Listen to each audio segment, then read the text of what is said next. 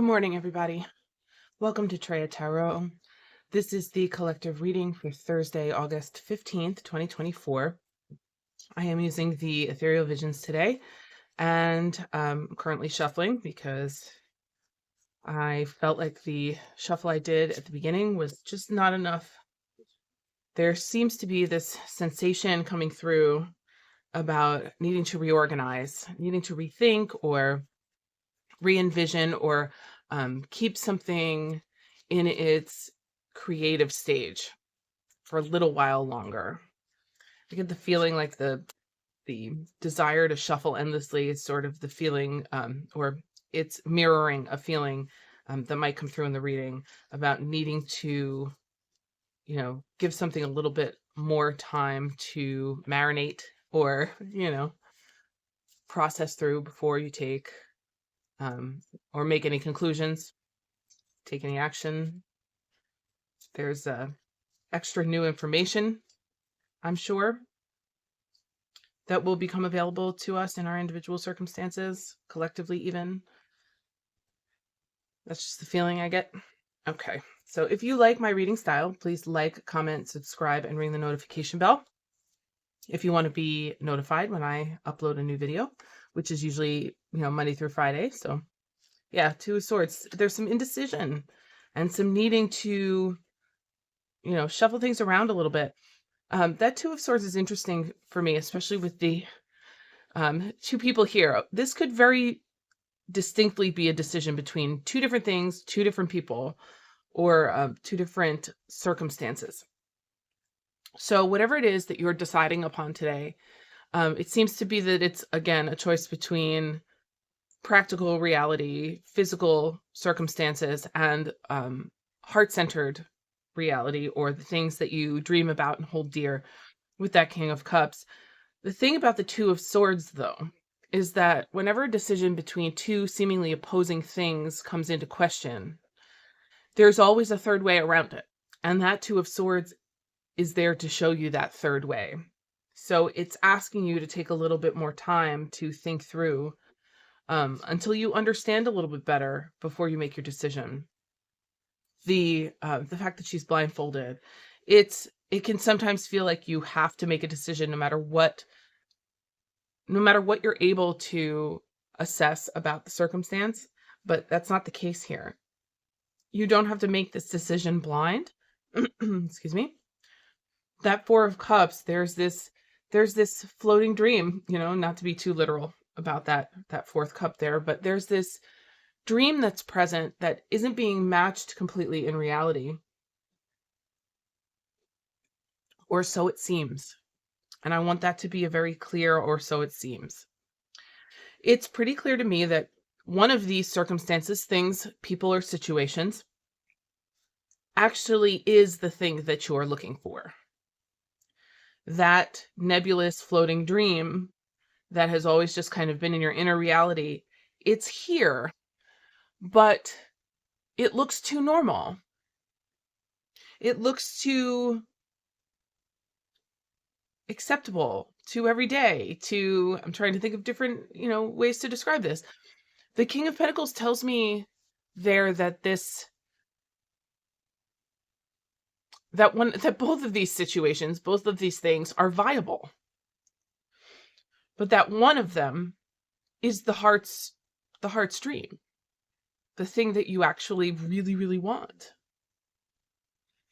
It just may look too fair and even-keeled and regular for you to notice it right away. So give yourself some time. That Three of Cups tells me that there's some celebratory activity here, just like there was yesterday. There are little notions of joy and delight and celebration. And that Ten of Pentacles tells me that there's a groundedness to it as well. So like, whatever decision you're making currently in your life, shoot for the thing that feels warm, accepting, grounded in a good way instead of too restrictive. That Ten of Pentacles tells me there's a good foundation. So if this is a relational experience that you're having, there's someone in your life that you're actually building a decent, stable foundation with that may seem like it's too good to be true, but it only feels too good to be true because you're not paying attention to the moment you're in. Instead, you might be thinking about, different assumptions or experiences from the past. Yeah.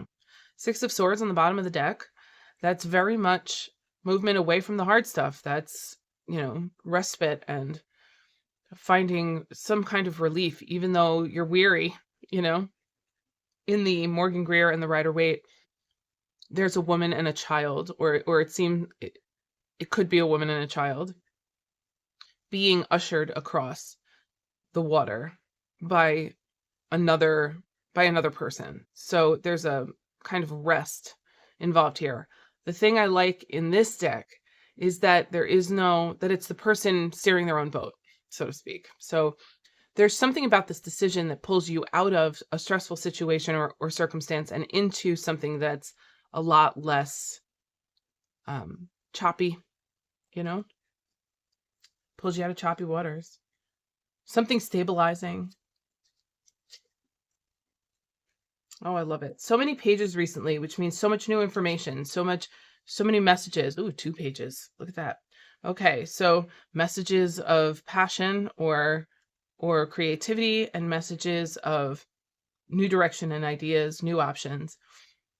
It could also show up as you having the new idea, but for the past couple of days, every time I've pulled a page, I'm pretty clear that this could be outside information coming in.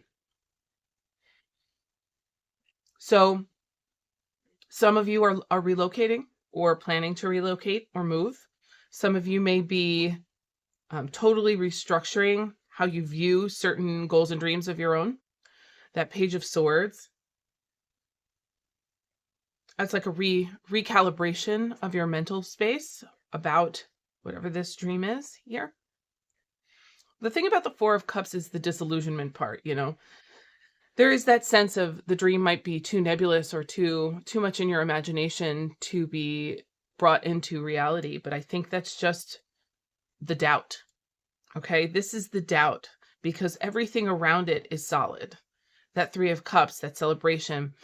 The interesting part that I do have to mention, especially if this is a relational situation for you with the Kings, and the Kings could be any gender, it does not matter.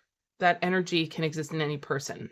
Okay, that fair, balanced, emotionally open and receptive energy, and the grounded, physical, stabilizing, physically nurturing energy can show up anywhere. But that Three of Cups can sometimes show up in third-party situations where there's a floating, either a floating third person or a floating third aspect or object that could potentially affect your situation. The interesting part about this is that doesn't seem to actually matter. If there's a third-party situation happening in any of these contexts in your lives, it's okay. It doesn't matter. It's not going to affect your end result anyway so much. The interesting mirror, though, is that Two of Swords is supposed to present a third way forward, and here is your 3. So that could show up in either way. If that Three of Cups represents a third-party situation, then it doesn't mess with the foundation of the situation. If it is meant to reflect your third option, then its presence informs these pages, all 3 of them. So there's definitely a new start happening here, or a self-initiated new start happening here that has to do with you or us having new ideas and looking for new ways forward that are very different from the way we've operated in the past. And because of that, this decision seems to set us on a different path or on a different feeling of a path. So maybe it's a path you've been on all along, but it feels different now. Or it feels supportive and strong, whereas before it felt confusing or nebulous. Okay, 5 of Cups. Be aware that on some level you may be You may be projecting old realities onto new situations. Okay. That 5 and that 4, these two cards here, right? They conflict with the rest of the reading in that there's doubt and disillusion and sadness implied, even though everything surrounding you or us is supportive, strong, structured, new on some level, and wish, this is wish granted, wish fulfillment and contentment. Wherever you are afraid of the past reviving itself, you can let that go, because it's not going to. Not unless you force it. I mean, obviously we have more input here than I think tarot readings can imply. But if you force it, you can make it like the past again. But honestly, this is the energy that needs to be let go of. It's time to focus. It's the 2 here and the 3 here. It's time to focus on what's grounded and what's in our actual reality, instead of the thing that we're imagining, for good or bad, for better or worse. All right, I'm going to pull 2 more. King of Wands. Oh, I like that energy. And then the Lovers, that choice point. That's very interesting. The King of Wands is exactly that third option that I'm talking about. The King of Wands is that sort of what makes you feel alive, how to show up in that embodied state of I'm alive, I'm here, I'm present, I love all of those things. And the Lovers being either a potential choice or a potential relationship change. I have to say this does read very strongly of a relational reading. So if it's not relationships for you, as it isn't for me, this scenario has nothing to do with partnership, but everything to do with the new idea about life, the new way forward, the new thing I'm creating, right? If it has to do with relationships for you, be prepared to be met with a challenge to your belief system. So if you believe people are, inherently terrible and that they're always going to hurt you, you will be challenged. If you believe that they're always good and, are inherently always keeping your best interest in mind, then you will be challenged. This is about you recreating your path, either in relationships or in life circumstances where your heart is very much invested. So this is, Queen of Pentacles. That's a nice, full circle moment there. I like the Queen of Pentacles because to learn this lesson and then embody that sharing aspect, that part of you that can still keep your heart open through all of these experiences that you're having, that you've had, all of the things that you've processed through. That Queen of Pentacles seems to be a natural endpoint, especially if this is relational, because this is about sharing and nurturing from a balanced, real life place. Just like I said yesterday, there's this practical side to this. So keep in mind that, as you integrate the dream space, the heart space, and practical reality, that your beliefs must be challenged. But it could also be very delightful. There's not a thing in this reading that necessarily feels like it's going to, topple anyone. There's no tower moments here.